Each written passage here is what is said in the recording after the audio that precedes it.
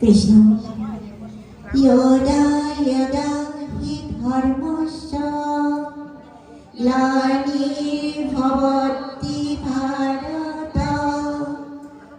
अभ्युत्थानम् अधर्मस्य तदात्मानं सृजाम्यहं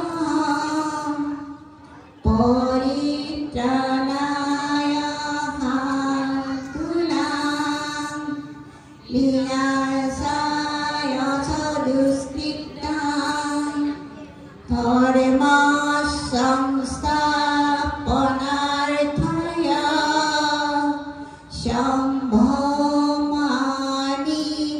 युगे युगे।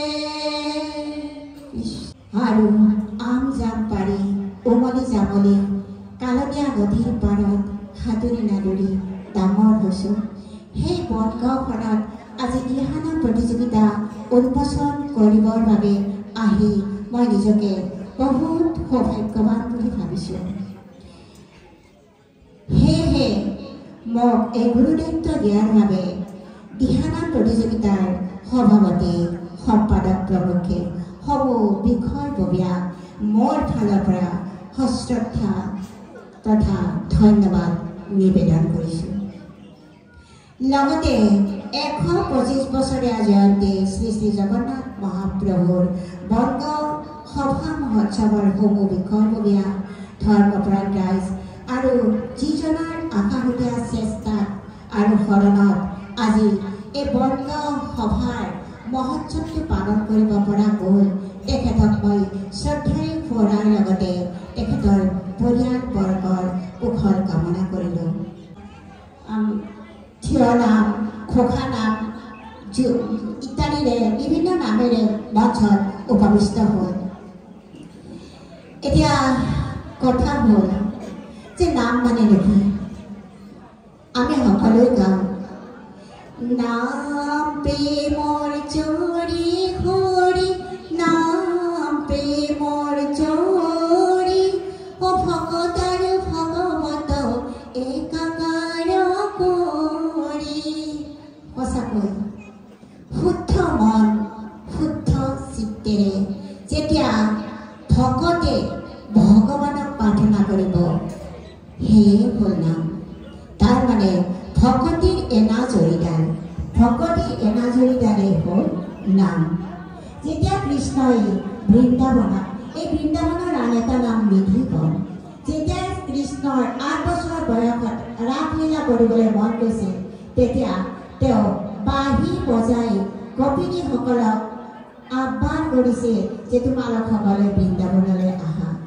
তেতিয়া গোপিনীসকলে ভক্তি প্ৰেমত মজি তেখেতৰ ওচৰলৈ দৌৰি আহিছিল। বৃন্দাবনতে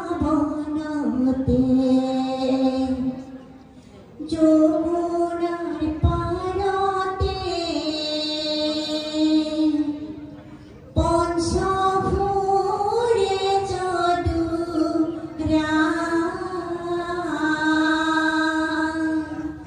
নাম ধৰি ধৰি গোপীকে মাতিলে ফুললি তবে নুবাই। গোপিনীসকলে ভক্তি প্ৰেমত উৎপল হৈ প্ৰতি পুত্ৰ ঘৰ সংসাৰেৰে কৃষ্ণৰ ওচৰলৈ ঢাপলি মেলিছিল। তেওঁলোকে ইমানেই উৎপাল হৈছিল যে কৃষ্ণক ক'ত বিচাৰি পাব। আয়ৈ বায়ৈ মায়ৈ মায় ভকতেনো কৃষ্ণই বাঁহী বজায়, ভকতেনো কৃষ্ণই বাঁহী বজায়। পৰম কৃষ্ণ ভগৱতৰ লগত গোপিনীসকলৰ মিলন হ'ল। ৰৈ ৰৈ গলিয়া বখি বজাই চিনা বলিয়া বলিয়া উৎসৱ কলিয়া গোপীক লৈ বলিয়া হয় কলিয়া।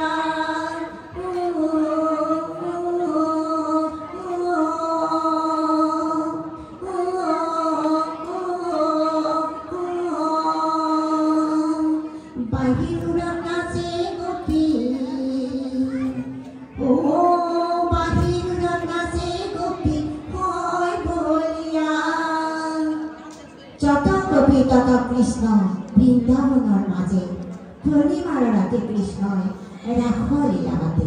সেই সময়তে গোপিনীসকলৰ অসম্ভৱ ভাৱ হৈছিল আৰু তেতিয়া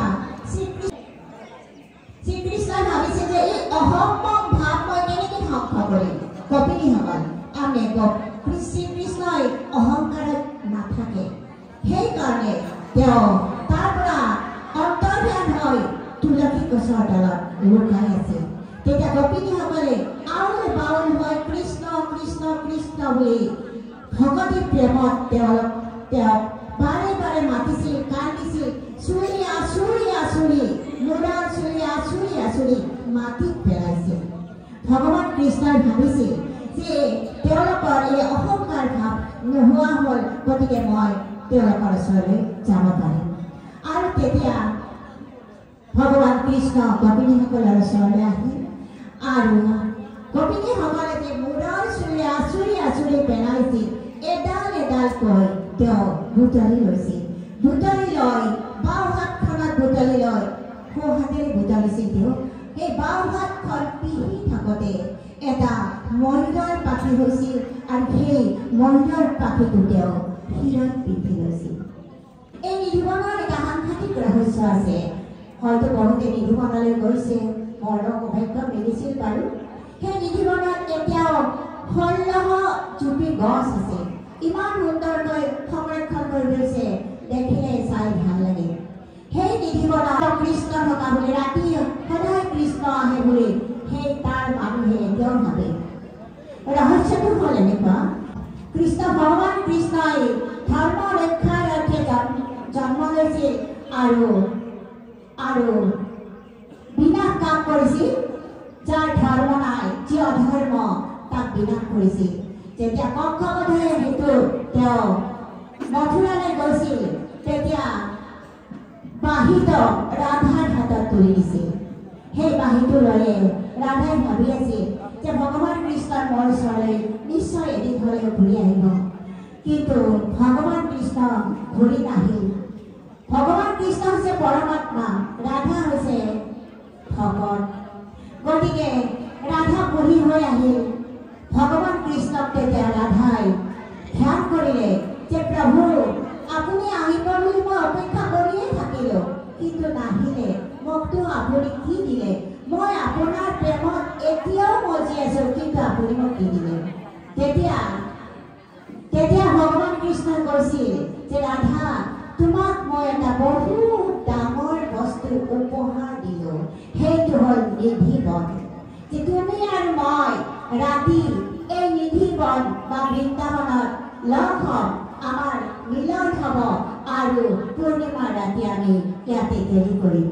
সেয়েহে সেই নিধিবনত এতিয়াও 5 বজাৰ পিছত কোনো মানুহ নাথাকে। এবাৰ এজন পুৰোহিতে নিজে সাহস কৰি তাত আছিল, যাক মানে তেওঁৰ চাবলৈ কৌতূহল আছিল যে ইয়াত কিয় মানুহ থাকিব নোৱাৰে, কি ঘটনা ঘটে।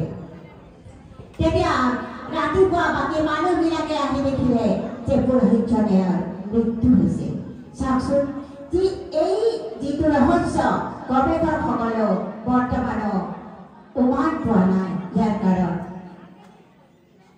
শ্ৰদ্ধা ৰাইজ দিহানাম প্ৰতিযোগিতা উন্মোচনৰ কাৰণে যিহেতু মাতিছে, মই দিহানামৰ ওপৰত দুআষাৰ হ'লে ক'ব লাগিব।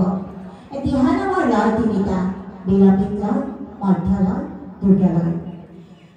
কিন্তু কথা হ'ল দিহানামৰ নিয়মাৱলী মই অৱশ্যে বেছি নাজানো, আপোনালোকে মোক মাফ কৰি দিব। দিহানামৰ যেতিয়া আইসকলে মঞ্চত প্ৰৱেশ কৰিব, আজিকালি অৱশ্যে যদি আয়তী বুলি নিদিয়ে, দিহানাম প্ৰতিযোগী পুৰুষে ল'ৰাবিলাকো ওলাইছে। মই অলপতে দিহানামক প্ৰতিযোগিতা কৰা নলবাৰীতে মানে টিহুৰ এটা দল লগ পাইছিলোঁ। মই তেওঁলোকক বহুত ভাল পাইছোঁ যে আধ্যাত্মিক দিশত আমাৰ যুৱচাম ব্ৰতী হৈছে। সঁচাকৈ আমাৰ সময়বোৰ বহুত বেয়া হৈছে। তেওঁলোকক বহুত বহুত ধন্যবাদ দিছোঁ। ভগৱানে তেওঁলোকৰ মংগল কৰক। এই দিহানামত যেতিয়া আয়তীসকলে বহিব, তেতিয়া অৰ্ধ পদ্মাসনত বহিব লাগিব। তাৰপিছত ভকত সেৱা কৰি, তাৰপিছত হৰিত ধৰি, তাৰপিছত ঝুলনি।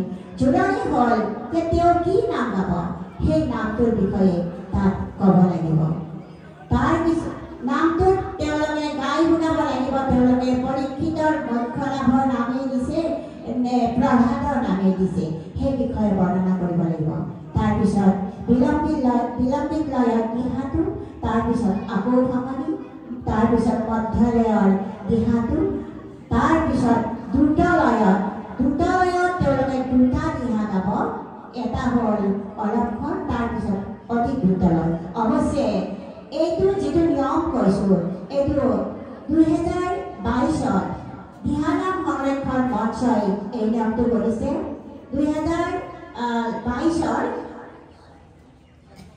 7 জানুৱাৰী তাৰিখে দিহানাম সংৰক্ষণ মঞ্চ অসম গঠন হৈছে আৰু আমি সকলোৱে তাৰে কৰ্মকৰ্তা গতিকে গায়ন শৈলী যাতে গোটেই অসমত এক হয় একীকৰণ কৰাৰ কাৰণে এই সংবিধানখন ওলাইছে কাৰণ আপোনালোক সকলোৱে জানে যে নামনি অসমখন সকলোতে পিছপৰা আপোনালোকে অনুমান কৰিছেনে বহুত বেয়া লাগে আমি এনেকুৱা নামনি অসমৰ মানুহবোৰ যে যদি উজনি অসমৰ প্ৰতিযোগী থাকে তেতিয়াহ'লে আমাৰ তাত স্থানেই নাথাকে সেইকাৰণে নামনি অসমৰ যাতে আই মাতৃসকলে এই প্ৰতিযোগিতাত অংশগ্ৰহণ কৰি পুৰস্কাৰ প্ৰাপ্ত বা সুন্দৰকৈ অংশ পৰিৱেশন কৰিব পাৰে তাৰ কাৰণে এই নিয়মাৱলী ওলাইছে সম্পূৰ্ণ গণতান্ত্ৰিক পদ্ধতিৰে সদৌ শেষত প্ৰতিযোগীসকলক শুভেচ্ছা দি কাৰণ প্ৰতিযোগীসকলে ভাবি আছে যে আমি কেতিয়া যাম আমিও আহিছোঁ আপোনালোকে নামানিব যে আপোনালোকে যে গাবই আমি কিন্তু চাব আহিছোঁ আৰু মই কেমেৰা লৈ আহিছোঁ লগত গতিকে আমি ৰৈ আছোঁ আপোনালোকক চাম আৰু আপোনালোকে ৰৈ আছে গাম সেইকাৰণে মই এই দিহানামৰ মঞ্চখন উন্মোচন হোৱা বুলি ঘোষণা কৰিছোঁ লগতে